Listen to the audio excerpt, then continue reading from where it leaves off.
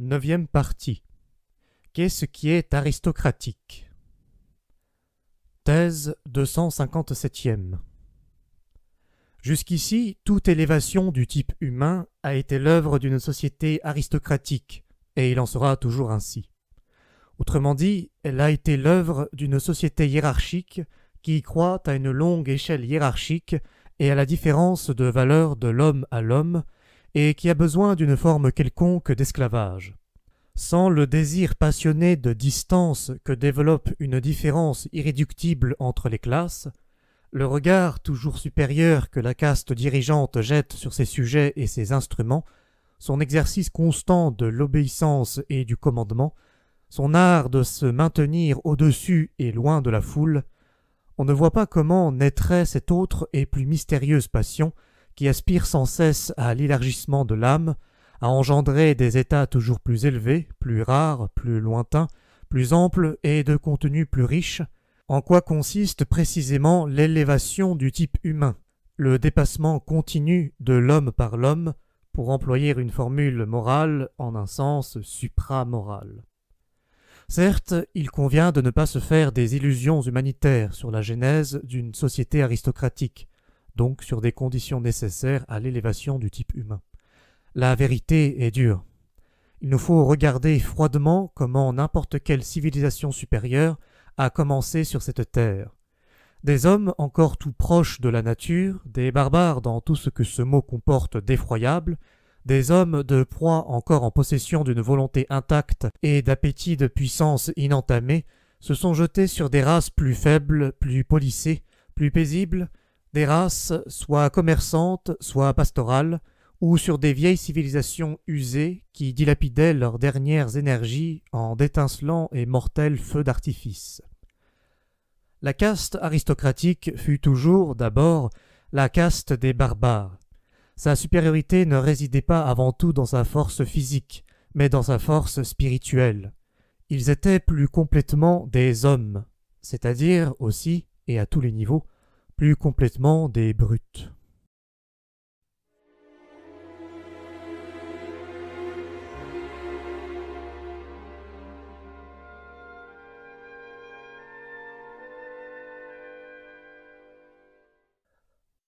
Thèse 258e. Si on considère la corruption comme l'expression de l'anarchie qui menace les instincts et de ce qui ruine l'édifice même des passions, lesquelles aspirent à la vie, on verra qu'elle diffère radicalement selon les existences qui en sont atteintes. Ainsi, quand une aristocratie comme celle de la France au début de la Révolution rejette ses privilèges dans un geste de dégoût sublime et tombe victime des visées extravagantes de son sens moral, on doit parler de corruption. Ce geste ne fut au fond que le dernier acte d'une corruption séculaire, qui l'avait amené à se démettre graduellement de ses prérogatives seigneuriales pour se contenter d'être une fonction de la monarchie. Elle ne fut plus, à la fin, que sa parure. Or, une aristocratie saine ne doit pas se sentir une fonction, soit de la monarchie, soit de la collectivité, mais voir en l'une ou en l'autre son sens et sa plus haute justification. C'est pourquoi elle devra prendre sur elle de sacrifier sans mauvaise conscience une foule d'êtres humains qu'elle réduira et rabaissera, dans son intérêt, à l'état d'hommes diminués, d'esclaves, d'instruments. Sa croyance fondamentale doit être que la société n'a pas le droit d'exister pour elle-même, mais qu'elle ne doit être que le soubassement et la charpente qui permettront à une élite de se hausser à des devoirs supérieurs, à la réalisation d'un être plus élevé. Semblables en cela à des plantes grimpantes de Java, on les nomme Cypomatador, qui tendent vers un chêne leurs bras avides de soleil et l'enlacent si fort et si longtemps qu'enfin elles se dressent au-dessus de l'arbre, mais en s'appuyant sur lui, exaucant leur cime avec bonheur pour les ployer à la lumière.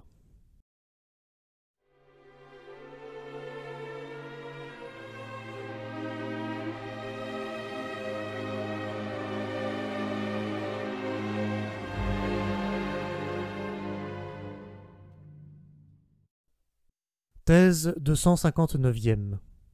S'abstenir mutuellement de s'offenser, de se violenter, de s'exploiter, reconnaître à la volonté d'autrui autant de droits qu'à la sienne, voilà des principes qui, en un sens grossier, peuvent engendrer de bonnes mœurs entre les individus, une fois certaines conditions remplies, à savoir la similitude des énergies et des critères chez les individus et l'appartenance de ceux-ci à un même corps social. Mais si on songeait à étendre ce principe, voire à en faire le principe fondamental de la société, celui-ci se révélerait bien vite pour ce qu'il est, la négation de la vie, un principe de dissolution et de déchéance. Sur ce point, il faut penser en allant jusqu'au fond des choses et se défendre de toute faiblesse sentimentale. Vivre, c'est essentiellement dépouiller, blesser, dominer ce qui est étranger et plus faible, l'opprimer, lui imposer durement sa propre force, l'englober et au moins, au mieux, l'exploiter. Mais pourquoi employer toujours ces mots qui exprimèrent de tout temps une intention de calomnier? Tout corps au sein duquel, comme nous l'avons admis, les individus se traitent en égaux. Et il en va ainsi de toute aristocratie saine. Est aussi obligé, s'il est vivant et non pas moribond, de faire contre les autres corps tout ce dont les individus qui le composent s'abstiennent dans leurs relations réciproques. Il devra être une volonté de puissance incarnée. Il voudra croître, s'étendre, accaparer, dominer, non pas par moralité ou immoralité, mais parce qu'il vit et que la vie est volonté de puissance. Il n'est pas de domaine où la conscience de l'Européen ordinaire répugne davantage à se laisser instruire. De nos jours, on s'exalte sur tout, fût-ce en invoquant la science, sur l'état futur de la société où l'exploitation n'existera plus. De tels mots sonnent à mes oreilles comme si on promettait d'inventer une forme de vie qui s'abstiendrait volontairement de toute fonction organique. L'exploitation n'est pas le propre d'une société vicieuse ou d'une société imparfaite et primitive. Elle est inhérente à la vie, dont elle constitue une fonction primordiale. Elle découle très exactement de la volonté de puissance, qui est la volonté de la vie. À supposer que cette théorie soit nouvelle, cette réalité est le fait premier de toute histoire. Ayons donc l'honnêteté de le reconnaître.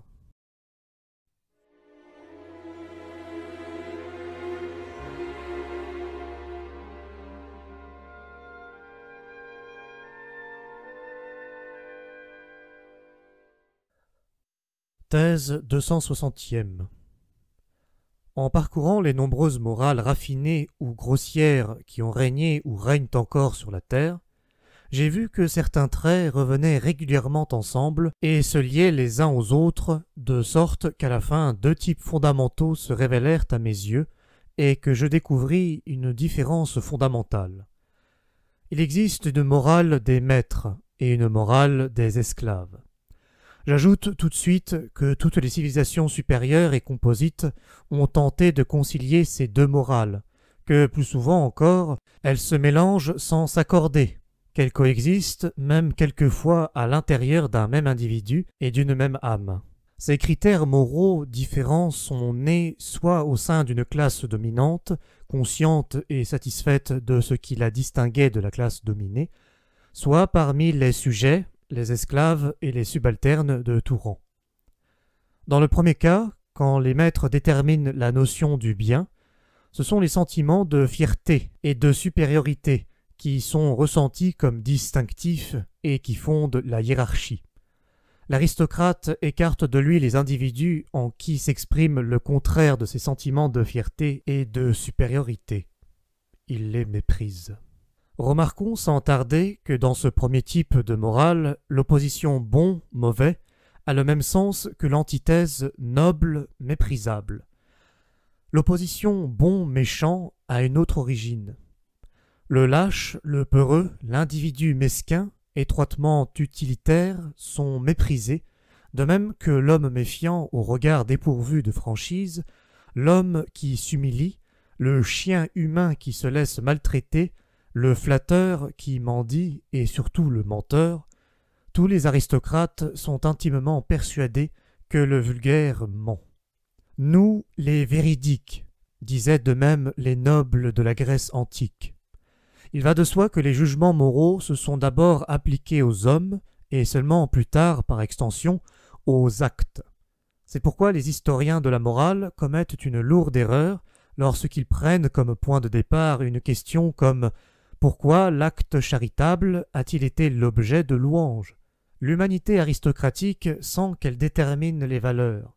Elle n'a pas besoin d'approbation. Elle juge que ce qui lui nuit est nuisible en soi. Elle sait que c'est elle qui confère de la dignité aux choses. Elle est créatrice de valeurs. Elle honore tout ce qu'elle trouve en soi. Une telle morale est une glorification de soi.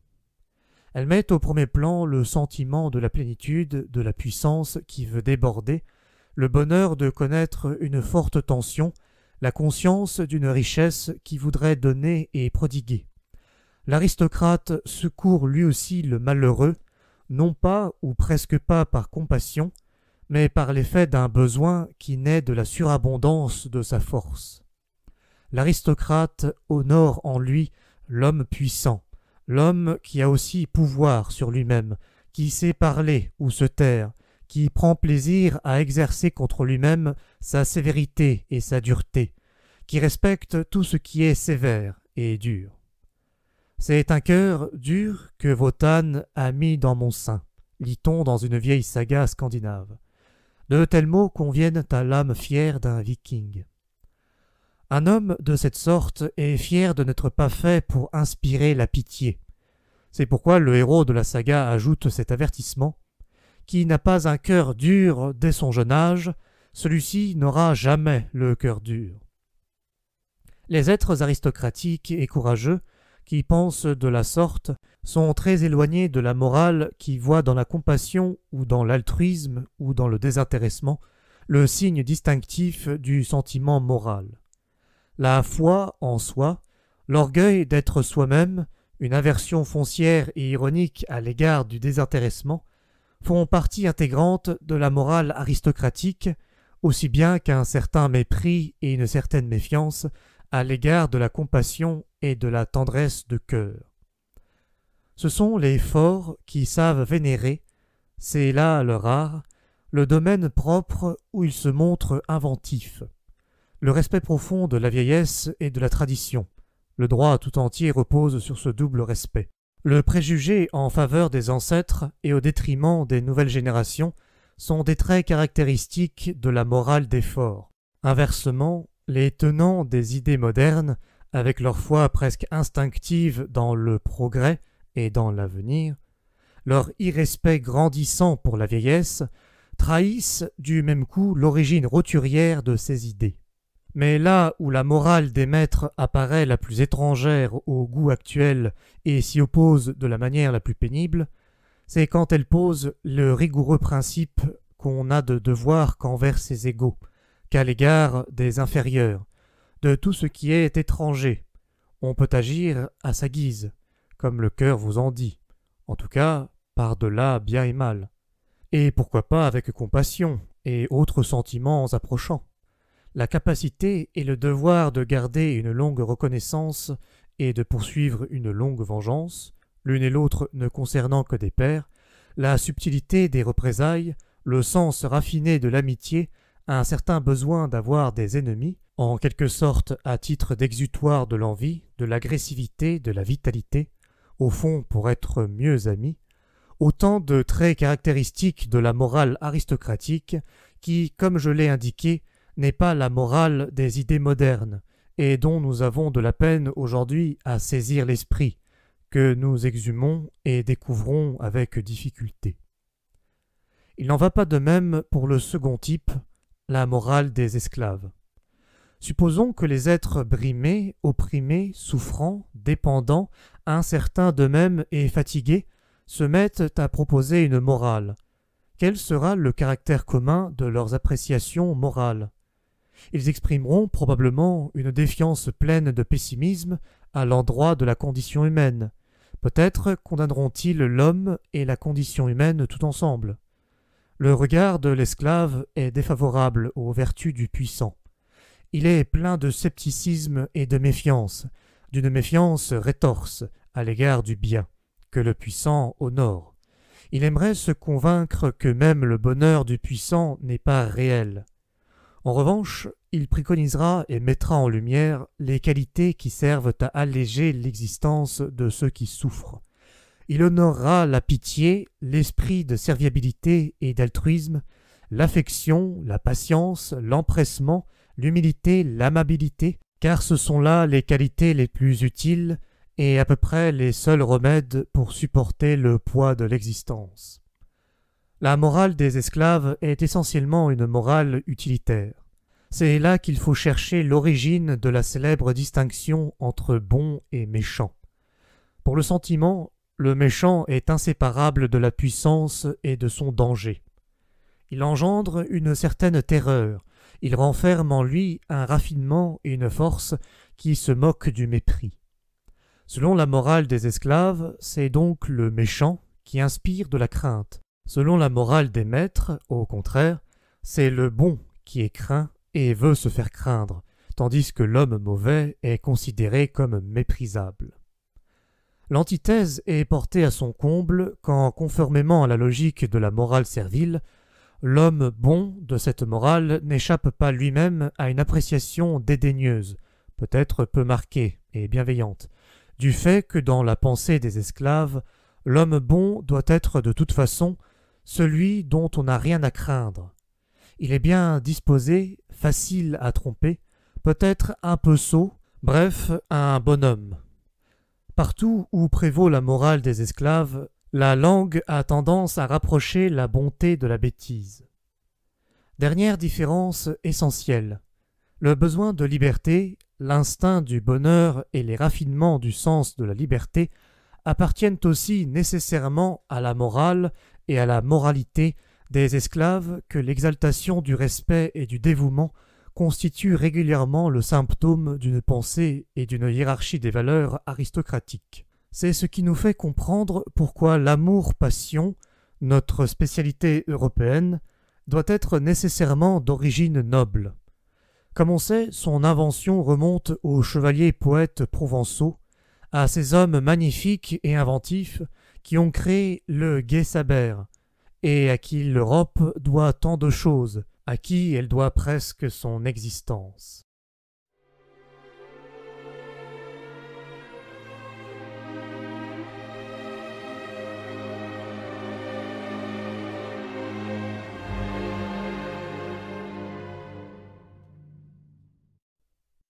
Thèse 261e. La vanité est peut-être une des choses qu'un esprit noble a le plus de peine à comprendre. Il sera tenté de la nier, même là où un autre type d'homme croira la saisir à pleine main. Le problème pour lui est de se représenter des êtres qui cherchent à inspirer une bonne opinion d'eux-mêmes, bien qu'ils ne l'aient pas, et donc ne la méritent pas, et qui, là-dessus, croient eux-mêmes à cette bonne opinion. Un pareil raisonnement lui paraît d'une part trahir un tel manque de goût et de respect de soi, d'autre part attester une si baroque déraison qu'il est enclin à avoir dans la vanité une exception, et à la mettre en doute dans la plupart des cas où on parle d'elle. Il dira par exemple « Je peux me tromper sur ma propre valeur, et pourtant exiger d'autrui qu'ils reconnaissent la valeur que je me donne. » Mais ce n'est pas là de la vanité, c'est de la présomption, ou dans la majorité des cas, ce qu'on appelle humilité ou modestie. Ou bien, je puis avoir bien des raisons de me réjouir de la bonne opinion que les autres ont de moi, soit que je les respecte, les aime et prenne plaisir à chacune de leurs joies, soit que leur bonne opinion vienne confirmer et fortifier ma propre bonne opinion de moi, soit que la bonne opinion d'autrui me serve ou puisse me servir même si je ne la partage pas. Mais tout cela n'est pas de la vanité. L'individu aristocratique doit d'abord faire l'effort, en s'appuyant notamment sur l'histoire, de se pénétrer ce fait, que depuis des temps immémoriaux, dans toutes les classes inférieures, l'homme du commun n'était que ce qu'il passait pour être. N'ayant nullement l'habitude de se fixer lui-même des valeurs, il ne se conférait pas non plus d'autres valeurs que celles que lui attribuaient ses maîtres, car créer des valeurs est proprement le droit du Seigneur. On peut considérer que c'est après suite d'un très puissant atavisme que de nos jours encore l'homme ordinaire, commence par attendre d'être jugé pour se soumettre ensuite d'instinct à ce jugement. Il ne se soumet d'ailleurs pas seulement à la bonne opinion qu'on peut avoir de lui, mais aussi à des jugements défavorables et injustes. Qu'on songe par exemple à la manière dont les dévotes apprennent de leur confesseur à s'estimer ou à se mésestimer elles-mêmes, comment les chrétiens en général apprennent à se juger par l'intermédiaire de leur Église. Il est certain que le lent avènement de l'ordre démocratique, et sa cause, le mélange des sangs entre maîtres et esclaves, va désormais stimuler et répandre la tendance, à l'origine aristocratique et rare, de s'attribuer soi-même une valeur et de penser du bien de soi.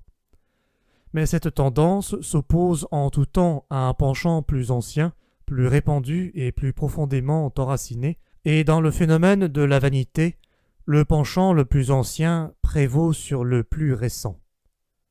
Le vaniteux se réjouit de tout jugement favorable sur sa personne, qu'il lui soit utile ou non, qu'il soit vrai ou faux.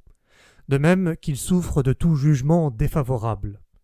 Il se soumet à l'un et à l'autre, il se sent soumis à l'un et à l'autre, il se sent soumis à l'opinion du fait de cet instinct archaïque de soumission qui se manifeste en lui.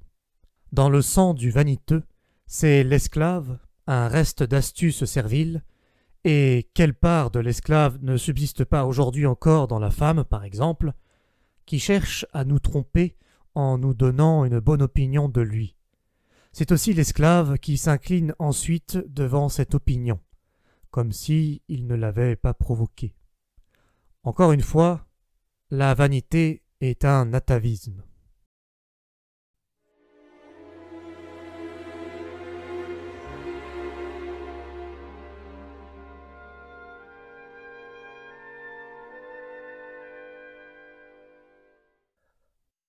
Thèse 262e.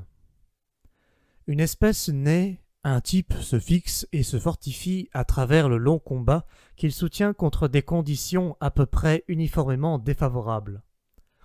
Inversement, l'expérience des éleveurs nous apprend que les espèces qui reçoivent une nourriture plus qu'abondante et sont l'objet d'un surcroît de soins et de ménagement tendent aussitôt à s'éloigner très fortement de leur type en produisant un grand nombre d'anomalies et de monstruosités, de vices monstrueux aussi.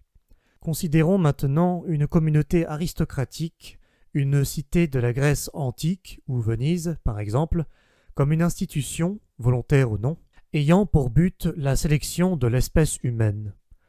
On y trouve côte à côte des hommes livrés à eux-mêmes, qui veulent faire triompher leur espèce, le plus souvent parce qu'ils y sont obligés, s'ils ne veulent pas courir le risque d'être exterminés. Les soins, la surabondance, les protections qui favorisent la diversité n'existent pas. L'espèce a besoin de persister comme espèce, comme quelque chose que sa dureté, son uniformité, la simplicité de sa forme peuvent seuls faire durer et triompher dans la lutte perpétuelle qui l'oppose aux voisins aussi bien qu'à l'opprimé séditieux ou révolté. Une longue expérience lui apprend à quelle qualité elle doit exister encore en dépit des hommes et des dieux, et d'avoir constamment remporté la victoire. Elle nomme vertu ses qualités et ne cultive que ses vertus. Elle le fait avec dureté, elle tient à cette dureté. Toute morale aristocratique est intolérante, qu'il s'agisse de l'éducation de la jeunesse, de la condition des femmes, du mariage, des rapports entre jeunes et vieux, ou des lois pénales, qui ne s'appliquent qu'à ceux qui s'écartent du type. Elle fait une vertu de l'intolérance même, qu'elle baptise du nom de justice. Ainsi se fixe un type doué d'un petit nombre de caractères très accusés, une race d'hommes sévères, belliqueux, taciturnes par prudence, fermés et secrets, quoique très sensibles aux charmes et aux nuances de la vie sociale, qui échappent aux changements qu'entraîne la succession des générations. Comme je viens de le dire, c'est l'incessante lutte contre des conditions toujours pareilles et toujours défavorables qui fait que le type se fortifie et se durcit. Mais que se présente enfin une situation favorable, et la rigoureuse tension se relâche. Peut-être n'est-il plus d'ennemis dans le voisinage, et dispose-t-on de très abondantes ressources pour vivre, voire pour jouir de la vie. Du coup, la contrainte de l'ancienne discipline se trouve rompue. Elle n'est plus sentie comme une nécessité, comme une condition de la vie. Elle ne pourrait se maintenir que sous la forme d'un luxe, d'un goût archaïsant. La vérité, que ce soit dans le sens d'une divergence qui aspire à une vie plus haute, plus fine, plus rare, ou dans celui d'une dégénérescence qui tend au monstrueux, entre subitement en jeu dans toute sa force et son éclat. L'individu ose soudain s'isoler et prendre ses distances. À ces tournants de l'histoire apparaît une prolifération multiple qui tient de la forêt vierge et dont les manifestations se mêlent inextricablement. Une sorte de rythme tropical dans l'impétuosité de la croissance, une lutte meurtrière née d'égoïsmes sauvagement antagonistes aux heures d'explosifs qui s'affrontent pour le soleil et la lumière dans un conflit sans bornes, sans frein et sans ménagement que la morale antérieure ne vient plus tempérer. C'est cette morale qui a accumulé cette formidable réserve de force, qui a tendu l'arc d'une façon si redoutable. Maintenant, elle est dépassée. Le point dangereux et inquiétant est atteint lorsque la vie plus élevée, plus complexe et plus ample s'aventure au-delà des normes de la morale ancienne. L'individu est alors contraint de se donner ses propres lois, de découvrir les procédés et les ruses qui lui permettront de se conserver, de s'élever et de se libérer. Alors surgissent de nouveaux pourquoi et de nouveaux comment. Il n'est plus de formule commune. L'incompréhension s'allie étroitement au mépris. La déchéance, la corruption et les plus hautes aspirations tissent entre elles d'horribles liens. Le génie de la race déborde de toutes les cornes d'abondance du bien et du mal. Le printemps s'avoisine avec l'automne dans une coexistence désastreuse, pleine des charmes inconnus, propres à une dépravation encore jeune, qui ne connaît ni la satiété ni la fatigue. Le danger reparaît, se perd de la morale, le danger majeur, cette fois déplacé à l'intérieur de l'individu, du prochain, de l'ami, présent dans la rue, dans notre propre enfant, dans notre propre cœur, dans ce que le désir et la volonté ont de plus personnel et de plus secret. Que prêcheront les philosophes de la morale qui paraissent à ce moment, du fond de la retraite où ils se tiennent à l'écart des événements, ces observateurs perspicaces découvrent que la société court à sa fin, que tout se corrompt et engendre la corruption autour d'eux, que rien ne dure jusqu'au surlendemain, à l'exception d'une sorte d'hommes, les médiocres incurables. Les médiocres seuls ont une chance de se perpétuer, de se reproduire. Ce sont les hommes de l'avenir, les seuls qui survivront. Soyez comme eux, devenez médiocres. Telle est dès lors l'unique morale qui garde un sens, qui suscite un écho. Mais c'est une morale difficile à prêcher, cette morale de la médiocrité. Jamais elle ne doit avouer ce qu'elle est et ce qu'elle vise. Elle doit parler de mesure, de devoir et d'amour du prochain. Elle aura de la peine à dissimuler son ironie.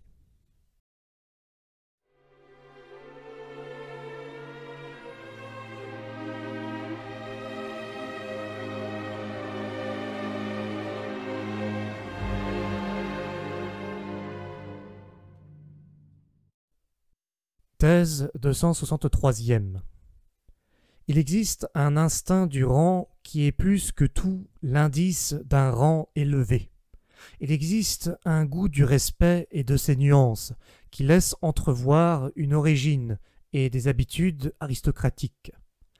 La finesse, la qualité, l'élévation d'une âme n'est jamais plus dangereusement mise à l'épreuve que lorsqu'elle se trouve mise en présence d'une réalité de premier ordre, mais que le prestige de l'autorité ne protège pas encore d'une familiarité impertinente et grossière. En présence de quelque chose de non catalogué, de non découvert, qui peut-être se voile et se travestit volontairement, qui va son chemin comme une vivante pierre de touche. Celui qui a le goût et le devoir de sonder les âmes recourra de diverses manières à un tel art, afin de déterminer la valeur ultime d'une âme, le rang que lui a donné la nature et qui ne peut se modifier. Il mettra à l'épreuve son instinct du respect. Différence engendre haine. La vulgarité de mainte nature jaillit comme une eau malpropre en face d'un vase sacré, d'un objet précieux conservé dans un écrin, d'un livre marqué du signe d'une grande destinée. Inversement, il existe un mutisme soudain, un trouble des yeux, une paralysie des mouvements qui attestent que l'âme se sent dans la proximité de ce qu'il y a de plus vénérable.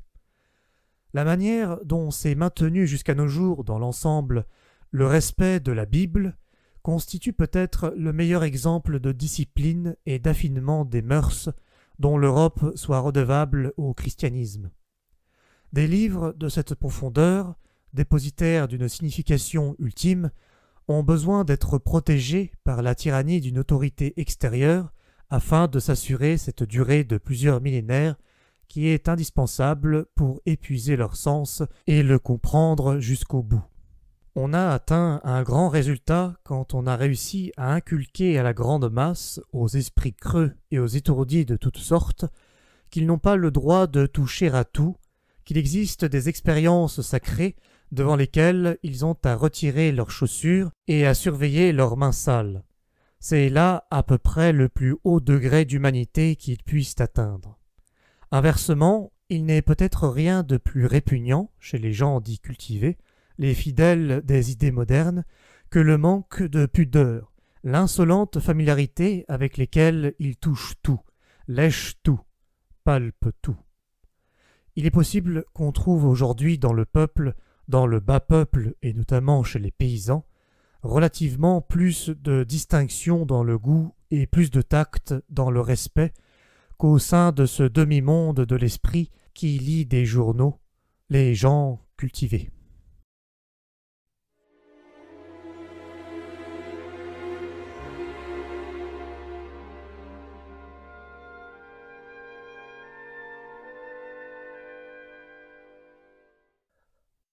Thèse 264e. On n'efface pas de l'âme d'un homme ce que ses ancêtres ont aimé faire le mieux et le plus constamment, qu'ils aient épargné assidûment, comme de simples prolongements de leurs bureaux et de leurs coffres-forts, modestes et bourgeois dans leurs aspirations, modestes aussi dans leurs vertus, ou que du matin au soir ils aient eu l'habitude de commander, attirés par de rudes plaisirs et peut-être aussi par des devoirs et des responsabilités encore plus rudes, ou qu'enfin ils aient sacrifié un jour d'antiques privilèges de naissance et de fortune pour vivre dans une entière conformité avec leur foi, avec leur Dieu, en hommes dont la conscience exigeante et sourcilleuse aurait rougi de prendre n'importe quel intermédiaire entre eux et cette foi. Il est impossible qu'un homme ne porte pas dans son corps les goûts et les préférences de ses parents et de ses aïeux, même quand les apparences semblent prouver le contraire. C'est le problème de la race. Il suffit de connaître quelques traits du caractère des parents pour avoir le droit d'en inférer celui de l'enfant. Si les parents font preuve de cette odieuse turbulence, de cette envie rampante, de ce souci grossier de se donner sans cesse raison, qui de tout temps ont caractérisé le type du plébéien, ces trois traits se transmettront à l'enfant aussi certainement qu'un sang gâté. Et la meilleure éducation, la culture la plus poussée, ne parviendront qu'à donner le change sur une telle hérédité. Mais l'éducation et la culture se proposent-elles de nos jours un autre but? À notre âge très populaire, je veux dire populacier, l'éducation et la culture doivent être essentiellement l'art de dissimuler l'héritage, la canaille innée qu'on porte dans le corps et l'âme. Même un éducateur qui prêcherait aujourd'hui la sincérité en toutes choses et qui répéterait sans cesse à ses élèves « Soyez sincères, soyez naturels, donnez-vous pour ce que vous êtes », même un âne de cette sorte, aussi vertueux que candide, apprendrait bien vite à brandir la fourca d'Horace, pour expellere naturam. Et pour quel résultat? La populace usque recurret.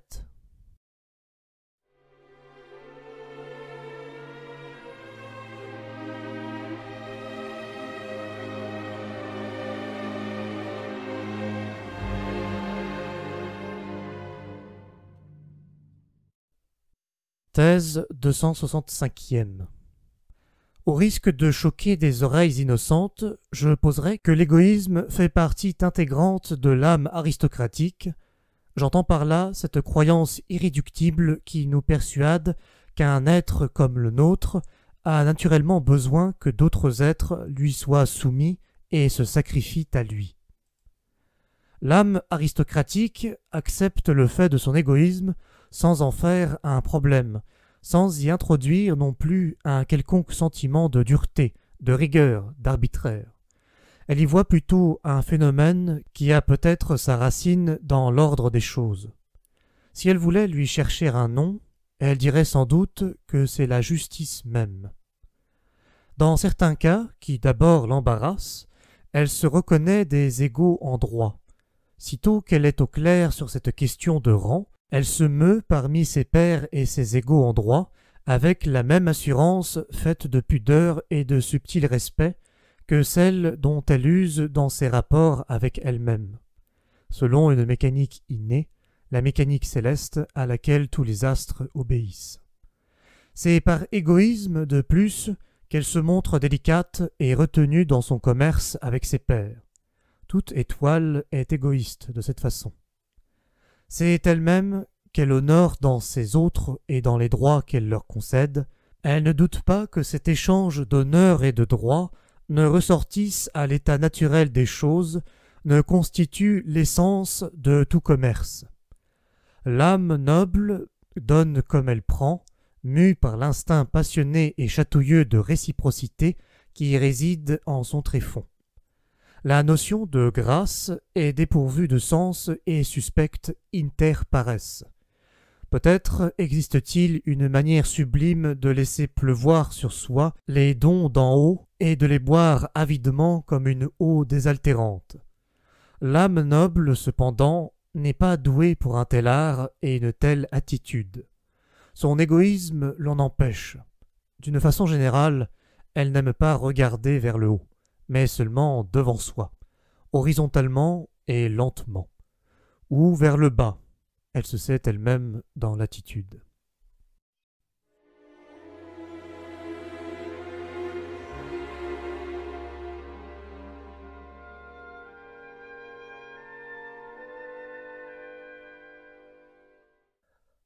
Thèse 266e. On ne peut vraiment estimer que celui qui ne se cherche pas lui-même.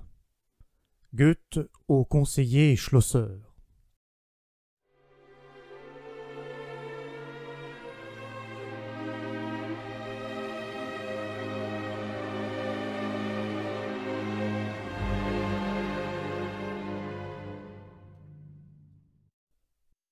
Thèse 267e. Les Chinois ont un proverbe que les mères apprennent à leurs enfants dès le berceau. Xiaoxin, fais-toi un cœur petit. Telle est proprement la tendance fondamentale des civilisations usées. Je suis certain qu'un ancien grec, s'il venait à considérer les Européens d'aujourd'hui, serait frappé d'abord par notre manière de nous rapetisser nous-mêmes. Pour cette raison, déjà, nous ne serions pas à son goût.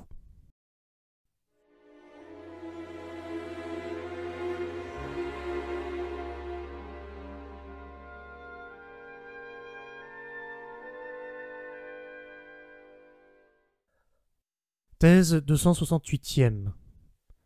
Qu'est-ce en définitive que la vulgarité? Les mots sont les signes phonétiques des concepts. Les concepts sont des signes figurés plus ou moins précis, destinés à exprimer des sensations, des groupes de sensations qui se reproduisent souvent et coïncident la plupart du temps. Pour se comprendre, il ne suffit pas d'employer les mêmes mots. Il faut aussi employer les mêmes mots pour le même genre de sentiments.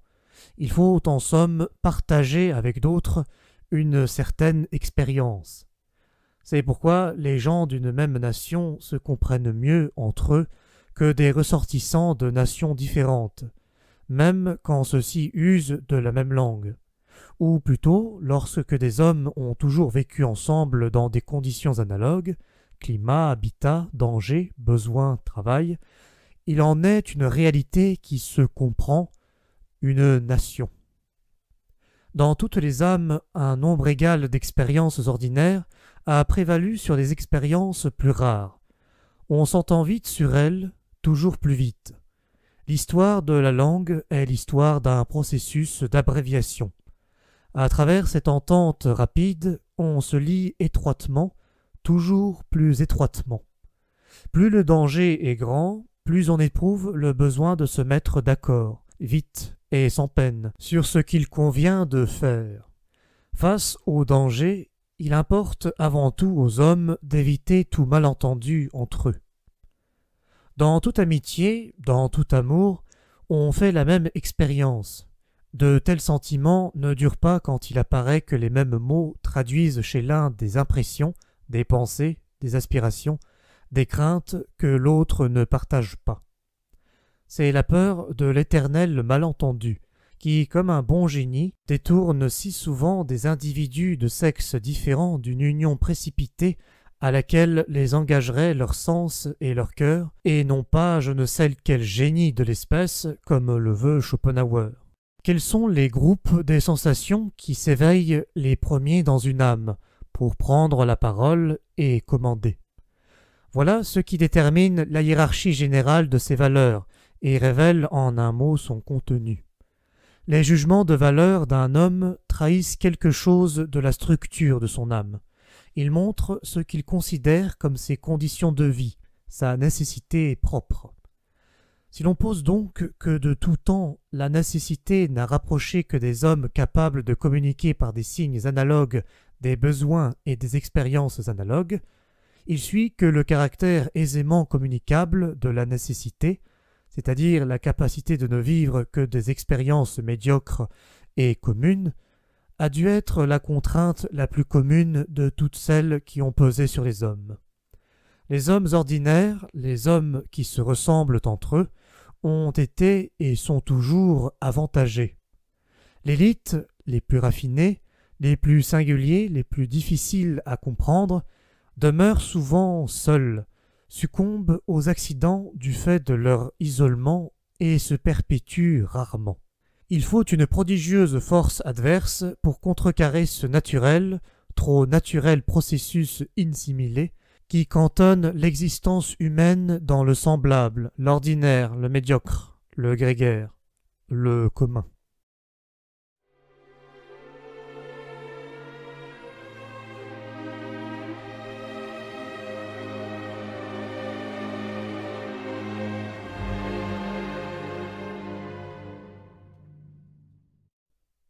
Thèse 269.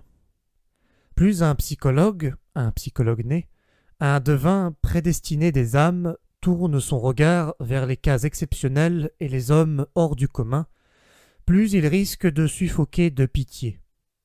Plus qu'un autre, il aura besoin de dureté et de sérénité. L'échec, le naufrage des hommes supérieurs, des âmes taillées sur un modèle exceptionnel, est en effet la règle. Il est horrible d'avoir cette règle constamment sous les yeux. Le tourment sans cesse recommencé du psychologue qui a découvert ce naufrage et redécouvre presque partout dans le cours de l'histoire cet état de perdition qui gît au cœur de l'homme d'élite, cet éternel trop tard à tous les sens du mot. Ce tourment l'entraînera peut-être un jour à se retourner amèrement contre son propre sort et à tenter de se détruire lui-même, de périr lui aussi.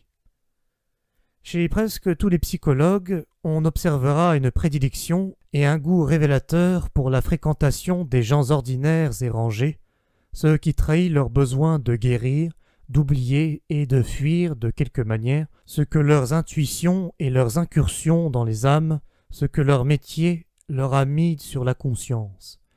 Le psychologue a peur de sa propre mémoire. Les jugements d'autrui le laissent facilement sans voix.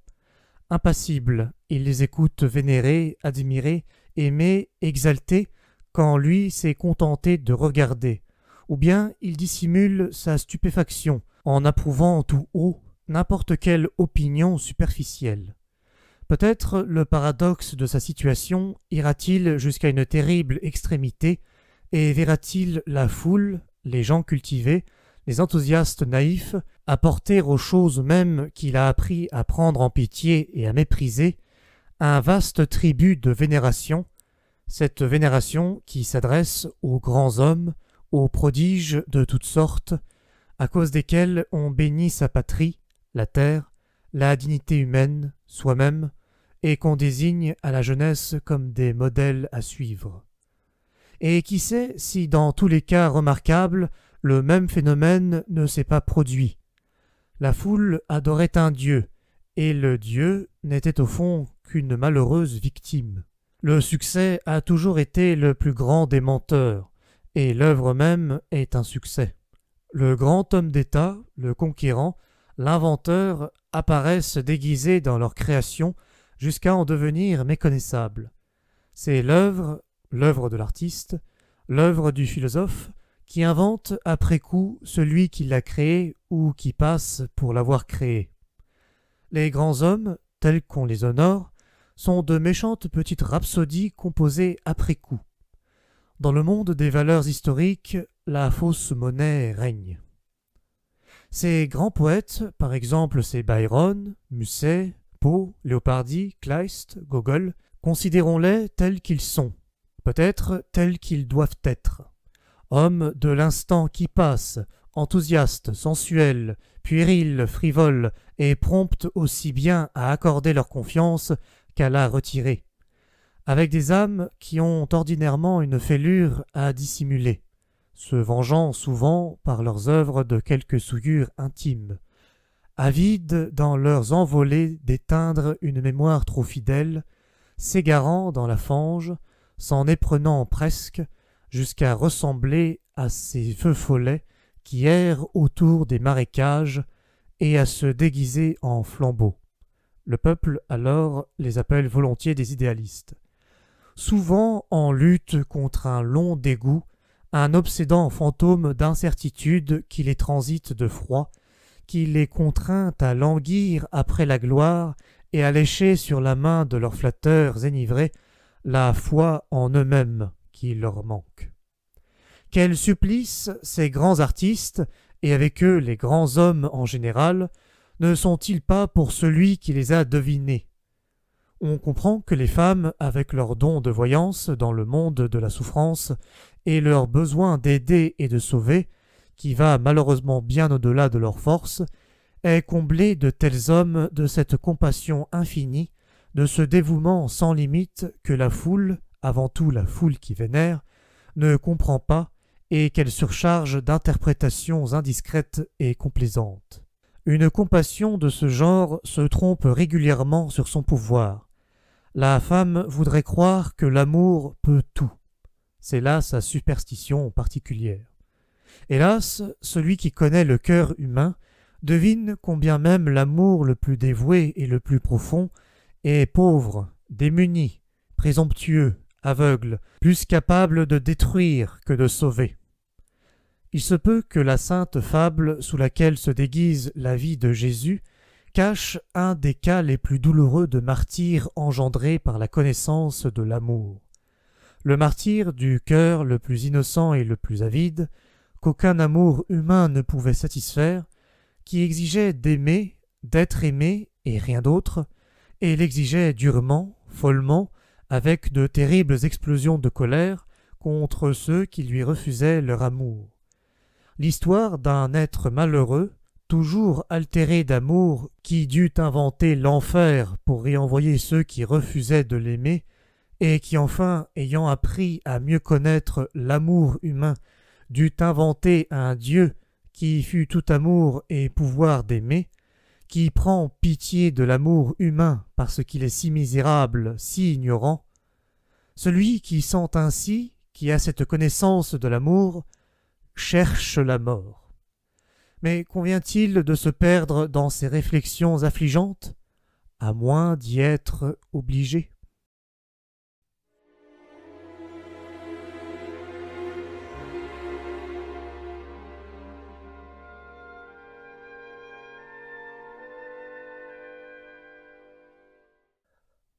Thèse 270e.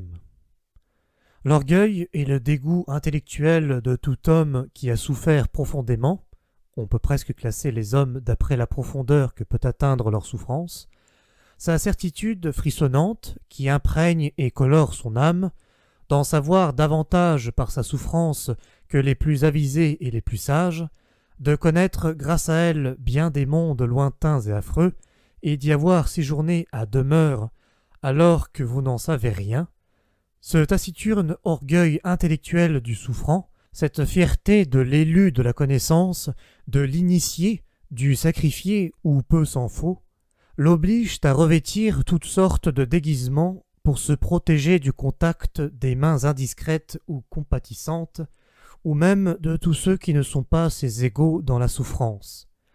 La souffrance profonde ennoblit, elle isole. Un des déguisements les plus subtils est l'épicurisme, et un certain courage ostentatoire qui prend la souffrance avec légèreté et se défend contre tout ce qui est triste et profond. Il est des hommes joyeux qui se servent de leur gaieté pour qu'on les comprenne mal. Ils veulent être mal compris.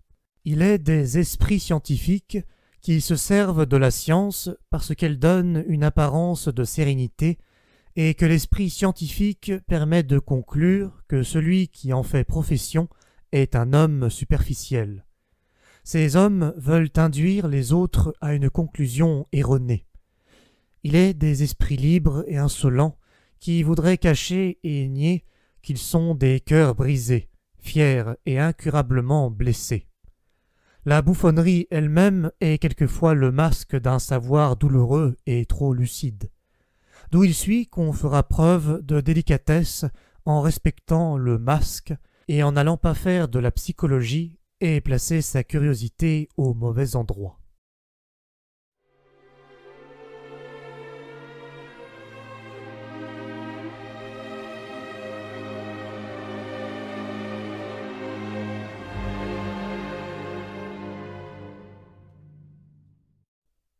Thèse 271.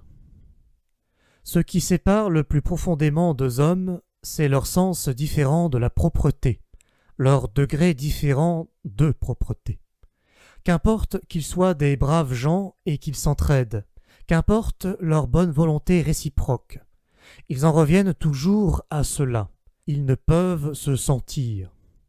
Celui qui porte en lui le sens le plus exigeant de la propreté se trouve placé dans le plus étrange et le plus dangereux isolement, l'isolement du saint. Car la sainteté n'est rien d'autre que la suprême spiritualisation de cet instinct. Aspirer à l'indicible bonheur du bain, se sentir une âme impatiente de fuir la nuit pour arriver au matin, de s'évader du trouble, des troubles pour déboucher dans le clair, le lumineux, le profond, le subtil, un tel goût distingue, car c'est un goût aristocratique, autant qu'il isole. La pitié du saint est la pitié qu'il éprouve pour la malpropreté de tout ce qui est humain, trop humain. Et il y a des degrés de sainteté, des altitudes où la pitié même lui apparaît comme une souillure, comme une malpropreté.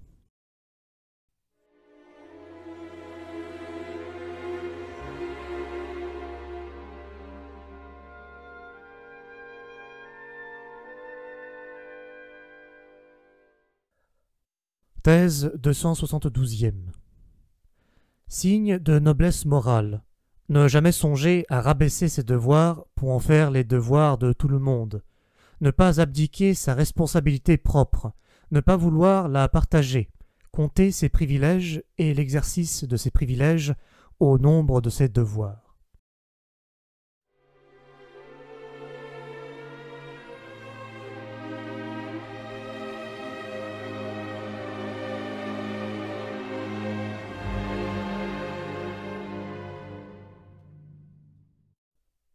Thèse 273e. Un homme qui aspire à la grandeur considère tous ceux qu'il croise sur son chemin soit comme des moyens, soit comme des obstacles qui le retiennent, soit comme des refuges provisoires. Sa bonté aristocratique à l'égard des autres hommes, cette bonté qui lui est particulière, ne peut s'exprimer qu'une fois atteinte la cime d'où il domine son horizon. Son impatience, la conscience qu'il a, avant d'avoir atteint cette cime, d'être sans cesse condamné à la comédie, car même la guerre est une comédie et cache quelque chose comme tout moyen cache une fin, cette impatience, cette conscience, lui gâte toutes ses relations avec autrui. Cette sorte d'homme connaît la solitude et tous ses poisons.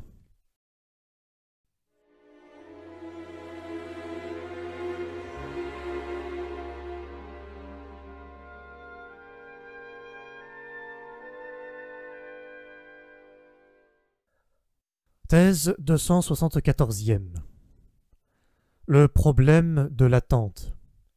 Il faut d'heureux hasards et nombre de circonstances imprévisibles pour qu'un homme supérieur, en qui sommeille la solution d'un problème, parvienne à agir au bon moment, parvienne, pourrait-on dire, à opérer sa percée lorsque l'heure est venue. Cette chance, ordinairement, ne se produit pas, et on trouve aux quatre coins du monde des hommes qui attendent, qui savent à peine combien ils attendent et encore moins qu'ils attendent en vain. Il arrive aussi que l'appel, ce hasard qui donne permission d'agir, survienne trop tard, lorsque la meilleure partie de la jeunesse et l'énergie nécessaire pour agir se sont déjà usées dans l'inaction. Et combien ont senti avec horreur, au moment où ils s'éveillaient en sursaut, que leurs membres restaient engourdis, que leur esprit était devenu trop pesant. Il est trop tard, se dirent-ils alors, devenus sceptiques sur leur compte et désormais inutiles pour toujours. Le Raphaël sans main, ce mot étant pris en son sens le plus large, ne serait-il pas la règle au royaume du génie et non pas l'exception? Le génie n'est peut-être pas tellement rare, mais les 500 mains qu'il lui faut pour dompter le kairos, l'instant favorable, pour saisir l'occasion aux cheveux.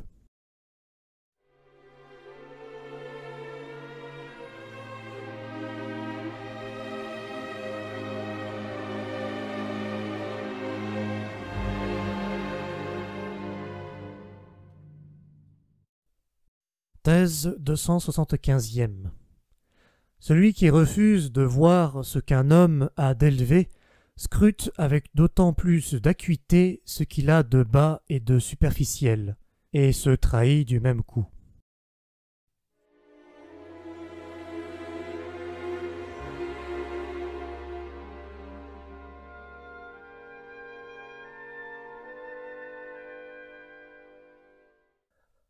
Thèse 276e. Une âme grossière supporte mieux qu'une âme noble les blessures et les pertes de toutes sortes. Les dangers que court la seconde sont sans aucun doute plus élevés. Il y a même une énorme probabilité pour qu'elle succombe et fasse naufrage, vu la complexité de ses conditions d'existence. Quand un lézard perd un doigt, il repousse. Il n'en est pas de même chez l'homme.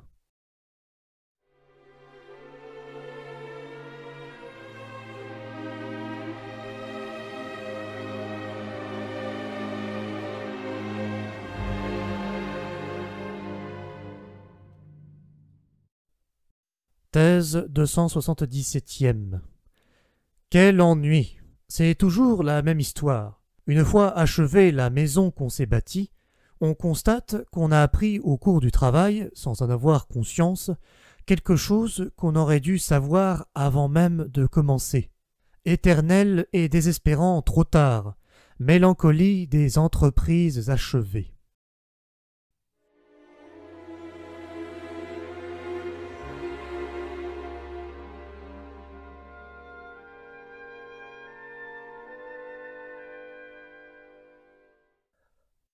Thèse 279e. Les hommes habités d'une profonde tristesse se trahissent quand ils sont heureux. Ils se jettent sur le bonheur comme s'ils voulaient l'écraser et l'étouffer de jalousie. Ils savent trop bien, hélas, qu'il leur échappera.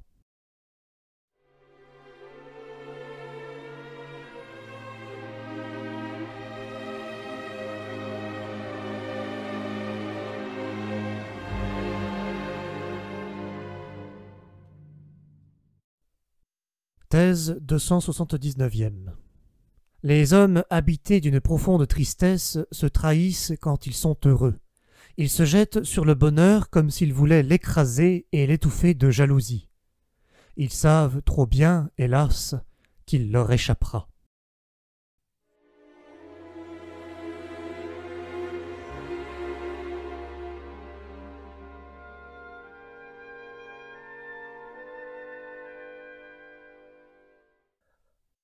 Thèse 280e. Voilà qui est grave. N'est-il pas en train de reculer? Certes, mais vous le connaissez mal, et vous avez tort de vous inquiéter. Il recule comme quelqu'un qui se prépare à un grand bond en avant.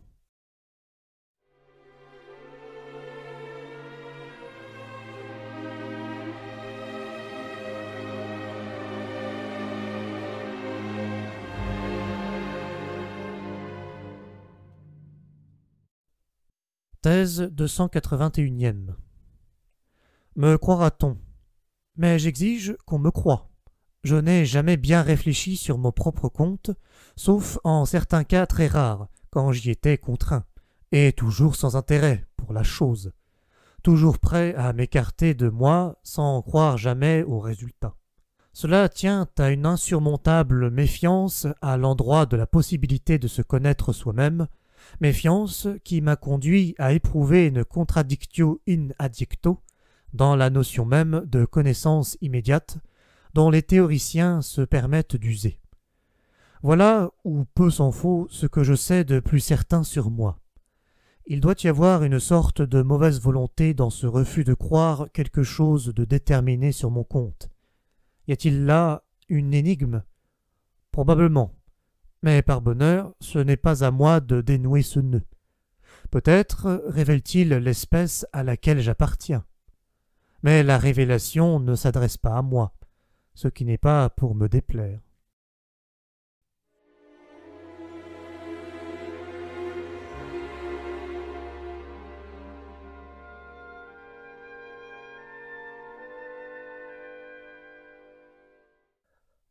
Thèse 282e. Que t'est-il donc arrivé?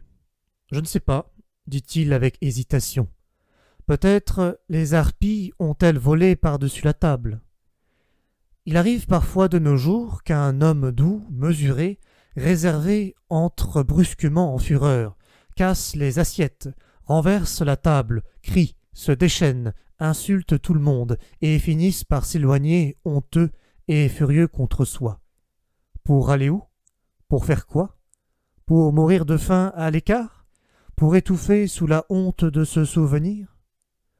Celui qui a les besoins d'une âme exclusive et haute, et qui ne trouve que rarement sa table dressée et sa nourriture prête, a toujours couru un grand danger. Mais aujourd'hui ce danger est immense. Jeté dans un siècle bruyant et plébéien, dont il n'a pas le cœur de partager la pitance, il risque fort de mourir de faim et de soif, ou encore, au cas où il se servirait tout de même, de périr d'un brusque accès de dégoût.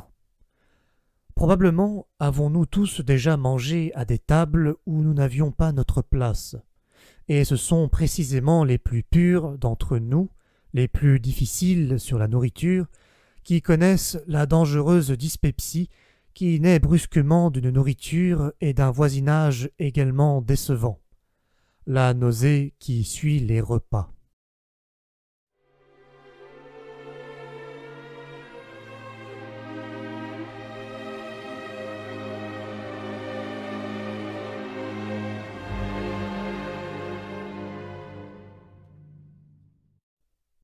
Thèse 283e. C'est faire preuve d'une subtile et aristocratique maîtrise de soi que de louer uniquement, à supposer qu'on veuille louer, les opinions que l'on ne partage pas. Dans le cas contraire, on se louerait soi-même, ce qui heurte le bon goût. Une telle maîtrise de soi offre, il est vrai, un vaste champ aux malentendus. Pour s'offrir ce véritable luxe de bon goût et de moralité, il convient de ne pas vivre parmi les imbéciles, mais parmi les hommes dont même les malentendus et les faux pas sont capables de nous réjouir par leur qualité. sinon on paiera cher sa témérité. Il me loue, donc il me donne raison. L'ânerie d'une telle conclusion nous gâte à nous autres, ermites, la moitié de l'existence, car elle nous attire le voisinage des ânes et leur permet de se croire nos amis.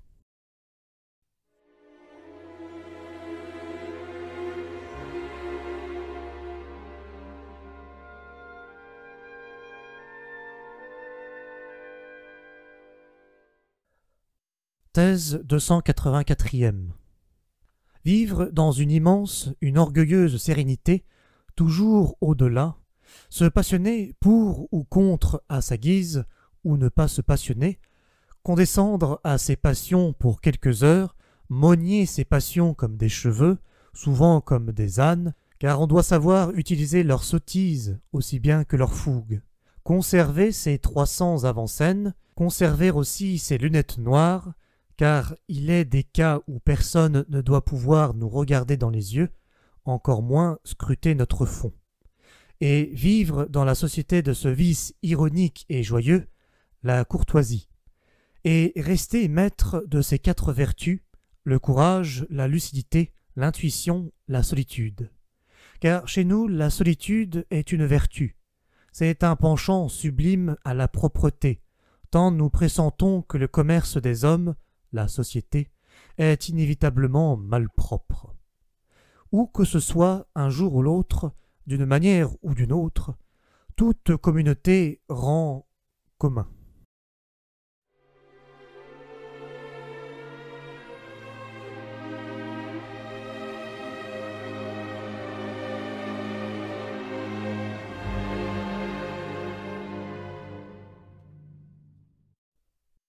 Thèse 285e. Les plus grands événements et les plus grandes pensées, mais les plus grandes pensées sont les plus grands événements, se font comprendre le plus tard. Les générations contemporaines de ces événements ne les vivent pas, mais passent à côté. Il se produit quelque chose de semblable au royaume des étoiles. C'est la lumière des plus lointaines qui parvient aux hommes le plus tard, et avant qu'elle leur soit parvenue, ils nient que là-haut il existe une étoile. Combien de siècles faut-il à un esprit pour être compris? Voilà aussi un critère, et qui permet d'établir une hiérarchie dans un domaine où on en a besoin, celui de l'esprit et des étoiles.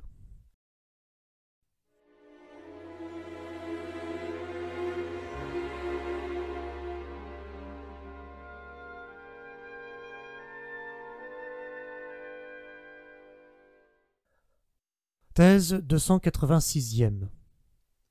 D'ici, la vue est libre, l'esprit s'élève.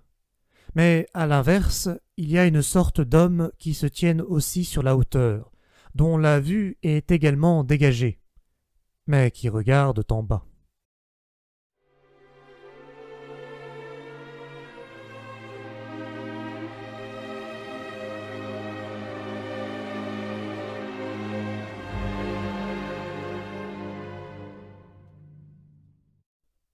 Thèse 287e. Qu'est-ce qui est aristocratique? Quel sens le mot aristocratique a-t-il encore aujourd'hui? Où se trahit, à quoi se reconnaît l'homme aristocratique sous le ciel lourd et menaçant de cette naissante suprématie du vulgaire, ce ciel qui rend toute chose opaque comme du plomb? Ce ne sont pas ces actes qui le désignent, les actes sont toujours douteux, toujours insondables. Ce ne sont pas non plus ses œuvres. On trouve aujourd'hui bien des artistes et des savants dont les œuvres trahissent une profonde aspiration aux valeurs aristocratiques. Mais c'est précisément cette aspiration qui est radicalement différente des besoins de l'âme aristocratique et qui constitue le signe éloquent et dangereux de l'absence d'une telle âme. Ici, ce ne sont pas les œuvres qui décident et fixent le rang, mais la foi, pour reprendre une vieille formule religieuse en un sens nouveau et plus profond. Je ne sais quelle certitude intime inhérente à l'âme aristocratique, quelque chose qu'on ne peut chercher, ni trouver, ni peut-être perdre. L'âme aristocratique a le respect de soi.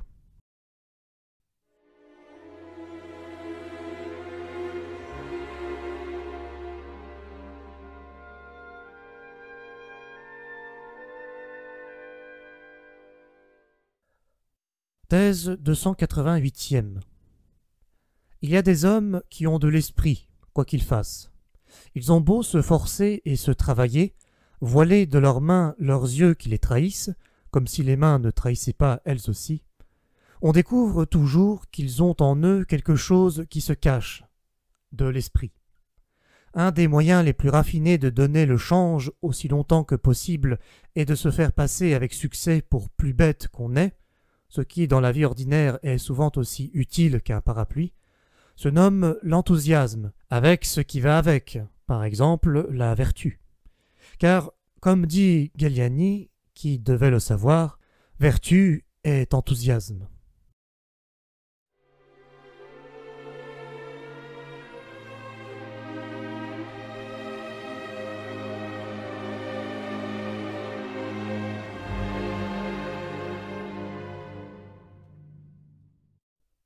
Thèse 289e. On perçoit toujours dans les écrits d'un solitaire une sorte d'écho du désert, quelque chose qui rappelle le murmure et la circonspection farouche de la solitude. Même dans ses paroles les plus violentes, et jusque dans ses cris, résonne encore une manière nouvelle, plus dangereuse, de se taire et d'imposer silence à sa parole.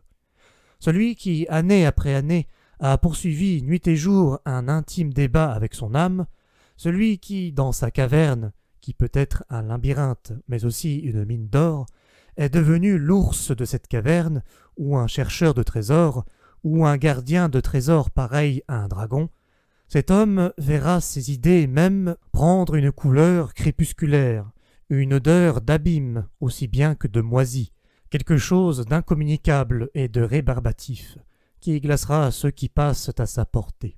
Le solitaire ne croit pas qu'aucun philosophe, si tant est qu'un philosophe commence toujours par être un solitaire, ait jamais exprimé dans des livres ses véritables et ultimes opinions. N'écrit-on pas précisément des livres pour dissimuler ce qu'on cache en soi? Il doutera même qu'un philosophe puisse avoir des opinions ultimes et véritables.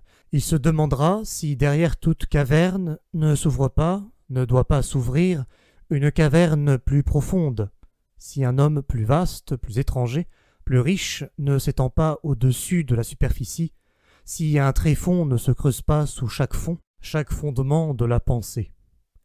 Toute philosophie est une philosophie de façade, tel est le jugement du solitaire. Il y a quelque chose d'arbitraire dans le fait qu'il se soit arrêté ici pour regarder en arrière et autour de lui, dans le fait qu'il ait cessé ici de creuser plus avant et déposer sa pioche. Il entre aussi de la méfiance là-dedans. Toute philosophie dissimule aussi une philosophie. Toute opinion est aussi une cachette. Toute parole aussi un masque.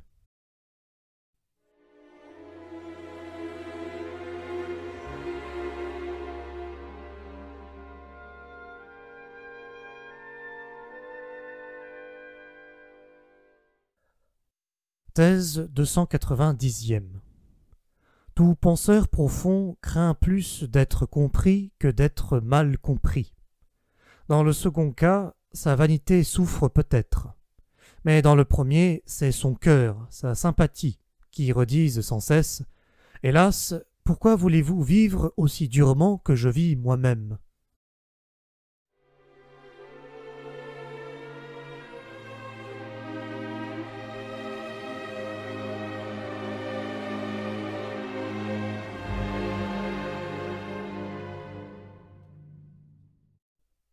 Thèse 291e.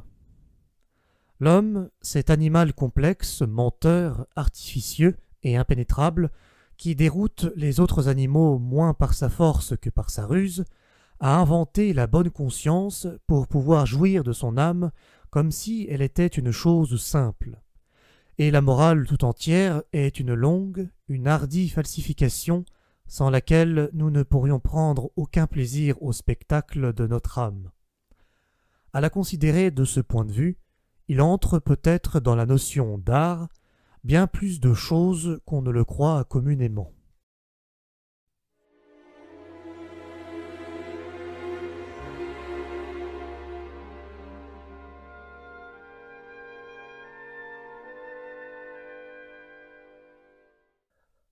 Thèse 292e. Un philosophe est un homme qui ressent, voit, entend, soupçonne, espère, rêve sans cesse des choses extraordinaires. Que ses propres pensées, qui sont ses événements, frappent, pour ainsi dire, de l'extérieur, d'en haut et d'en bas, à la manière de coups de foudre, qui est peut-être lui-même un orage gros de nouveaux éclairs, un homme de destin autour duquel le ciel gronde et la terre s'entr'ouvre, qui vit dans une atmosphère de présage. Un philosophe, un être qui, hélas, prend souvent la fuite devant ses pensées et a peur de lui-même, trop curieux toutefois de ne pas constamment revenir à soi.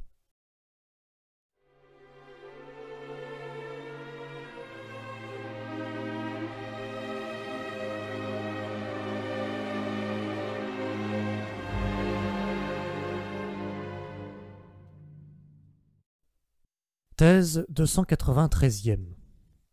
Un homme qui dit « Ceci me plaît, je veux me l'approprier, le protéger et le défendre envers et contre tous. » Un homme qui sait mener une affaire, exécuter un dessein, rester fidèle à une pensée, garder une femme, punir et confondre un insolent. Un homme qui a sa colère comme il a son épée, auquel les faibles, les souffrants, les opprimés, les animaux même se rallient de leur plein gré, parce qu'ils relèvent naturellement de lui un homme, en un mot, dont la nature a fait un maître, peut bien éprouver de la pitié, mais cette pitié a de la valeur.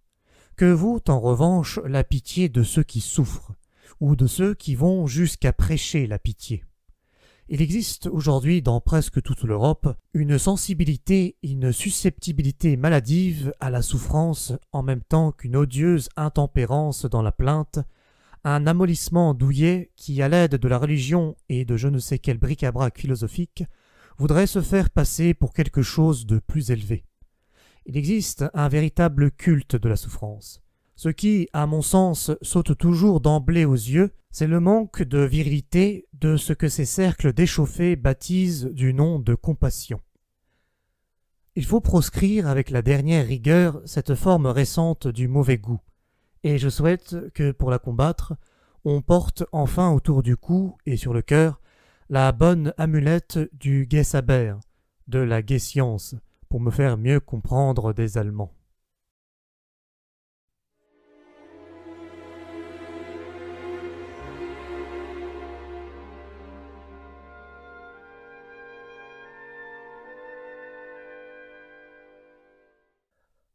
Thèse 294e. Le vice olympien, n'en déplaise à ce philosophe qui, en authentique anglais, a prétendu discréditer le rire auprès de toutes les têtes pensantes. Le rire est une triste infirmité de la nature humaine, dont toute tête pensante s'efforcera de se délivrer. Hobbes. Je serais tenté de classer les philosophes d'après la qualité de leur rire, en plaçant tout en haut de l'échelle ceux qui sont capables du rire d'or. Et à supposer que les dieux aussi philosophes, opinion à laquelle toutes sortes de conclusions m'ont conduit, je ne doute pas qu'ils sachent rire d'une manière surhumaine et neuve, aux dépens de toutes les choses sérieuses. Les dieux sont ironiques, il semble que même dans les cérémonies sacrées, ils ne peuvent s'empêcher de rire.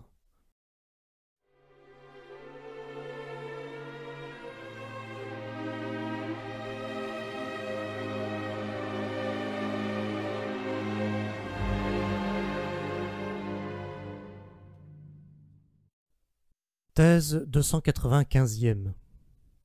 Le génie du cœur, tel que le possède ce grand cachet, le dieu tentateur, le flûteur né ravisseur de conscience, dont la voix sait descendre jusqu'au souterrain de l'âme, qui ne prononce pas un mot, ne jette pas un regard ou ne se dissimule une intention de séduire, dont la maîtrise consiste aussi non pas à savoir paraître ce qu'il est, mais à prendre l'apparence qui obligera ses fidèles à se presser toujours plus étroitement autour de lui, à lui obéir toujours plus intimement et plus docilement, le génie du cœur qui fait taire les bruyants et les vaniteux et leur apprend à écouter, qui polit les âmes rudes et leur donne à goûter un désir nouveau, celui de demeurer calme comme un miroir afin de refléter la profondeur du ciel, Le génie du cœur qui enseigne l'hésitation aux mains grossières et trop promptes pour qu'elles apprennent à saisir avec plus de grâce, qui devine le trésor caché et oublié,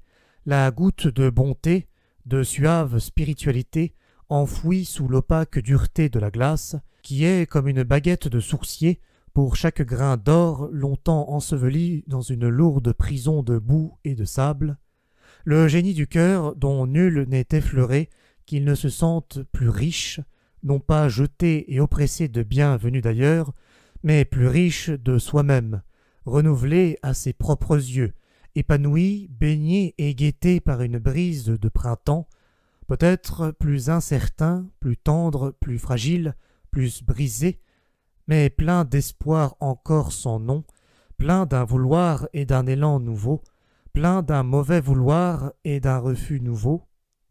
Mais que fais-je, mes amis? De qui vous ai-je parlé? Me suis-je oublié au point de ne pas même vous le nommer? À moins que vous n'ayez deviné déjà le nom de l'esprit et du Dieu énigmatique qui veut être loué de la sorte. Car comme il arrive à tout homme qui, dès son enfance, s'est toujours trouvé en route et en pays étranger, plus d'un esprit singulier et quelquefois dangereux a traversé mon chemin, mais surtout celui dont je viens de parler, toujours lui, rien moins que le dieu Dionysos, le grand dieu ambigu et tentateur, auquel, vous le savez, je consacrais autrefois mes prémices en grand secret et vénération. Moi, le dernier, ce me semble, qui lui ait offert une oblation, car je n'ai rencontré personne qui eût compris ce que je fis alors. Depuis, j'ai appris beaucoup de choses, trop de choses sur la philosophie de ce Dieu, et je l'ai dit de bouche à oreille. Moi, le dernier disciple de Dionysos et son dernier initié, je puis donc, mes amis, vous faire goûter un peu à cette philosophie, au moins autant qu'il m'est permis. À mi-voix, comme il se doit, car il s'agit de bien des choses secrètes, neuves, étranges, bizarres et inquiétantes. Dire que Dionysos est un philosophe et que les dieux aussi s'occupent de philosophie, voilà qui me paraît déjà une nouveauté propre à rebuter et peut-être à susciter la méfiance, chez les philosophes surtout. Mais vous, mes amis, une telle proposition ne vous heurte pas tant, à moins qu'elle ne vienne trop tard, intempestivement. Car on m'a confié qu'aujourd'hui, vous ne croyez pas volontiers en Dieu ni au Dieu. Peut-être dois-je pousser la franchise de mes aveux plus loin que ne le désirent les austères habitudes de vos oreilles. Il est certain que dans les entretiens que j'ai eus avec lui, le Dieu allait toujours plus loin, beaucoup plus loin, et qu'il me précédait toujours de plusieurs pas. Oui, s'il m'était permis de l'honorer de noms solennels et flatteurs, de vanter ses vertus, je célébrerais hautement son courage d'explorateur et de découvreur, sa sincérité osée, sa véracité et son amour de la sagesse. Mais un Dieu tel que lui n'a que faire de tous ces oripeaux vénérables, de tout ce fatras. Garde cela pour toi et tes pareils, me dirait-il, pour tous ceux qui peuvent en avoir besoin. Moi, je n'ai aucune raison de vouloir ma nudité. On le devine, cette sorte de Dieu et de philosophe manque peut-être de pudeur. C'est ainsi qu'il me dit un jour « Il m'arrive d'aimer les humains ». Il faisait allusion à Ariane, qui se trouvait là. Je tiens les humains pour des animaux agréables, courageux, inventifs. Il n'y a pas de labyrinthe où ils ne se découvrent leur chemin. Je leur veux du bien. Je songe souvent aux moyens de les faire progresser et de les rendre plus forts, plus méchants, plus profonds qu'ils ne le sont. Plus forts, plus méchants, plus profonds? Demandai-je effrayé. Oui, répéta-t-il, plus fort, plus méchant, plus profond, et plus beau. Sur quoi le dieu tentateur sourit de son sourire alcyonien, comme s'il venait de dire une exquise politesse. On le voit, ce dieu ne manque pas seulement de pudeur, et il y a de bonnes raisons de supposer que sur quelques points, les dieux pourraient tous ensemble se mettre à notre école. Nous autres humains, nous sommes, plus humain.